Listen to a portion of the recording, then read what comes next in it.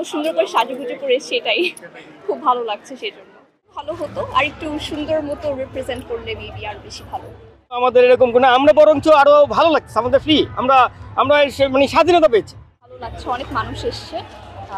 এই ইয়ার সেলিব্রেশনটা আরো বেশি স্পেশাল মনে হচ্ছে বিকজ এত কালারফুল, আর আগের চেয়ে অনেক বেশি মানুষ এসছে এবার, আর সবাই অনেক আনন্দ করছে, খুব ভালো লাগছে দেখে।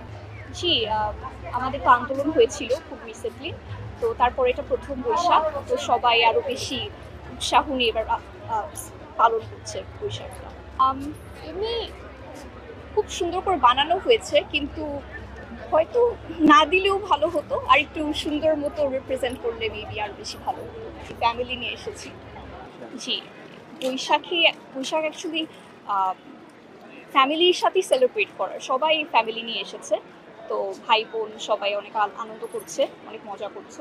আমি আমার মার সাথে অনেক মজা করছি, অনেক ছবি তুলে দিয়েছি, আর আমরা অনেকজনের ছবি তুলেছি, আর তো সুন্দর করে সাজুগুজু করে সেটাই খুব ভালো লাগছে। সেজন্য জি, এবার তো আন্দোলনের পর ছাত্রছাত্রীরা অনেক কষ্ট করে আন্দোলন করেছে, অনেকজন মারা গেছে, তাদের এই কষ্টটা যাতে বৃথা না যায়, তাই আমরা সবাই অনেক চেষ্টা করবো যাতে দেশটা উন্নতি হয়, যাতে আমরা আরো ভালো হতে পারি, ভালোভাবে সবকিছু করতে পারি।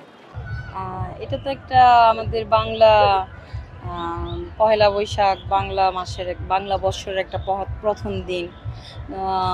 আশা করি এটা সব অবশ্যই ভালো হবে সারা বছর। হ্যাঁ, এটা সাধারণত আমরা অনেক বছর পাই নাই, এই বছরই আমাদের কাছে ভালো লাগতেছে যে আমরা খুব ফ্রিলি ভাবে চলাফেরা করতে পারতেছি, টেনশন মুক্ত, ফ্যামিলি নিয়ে চলে আসছি টেনশন মুক্ত।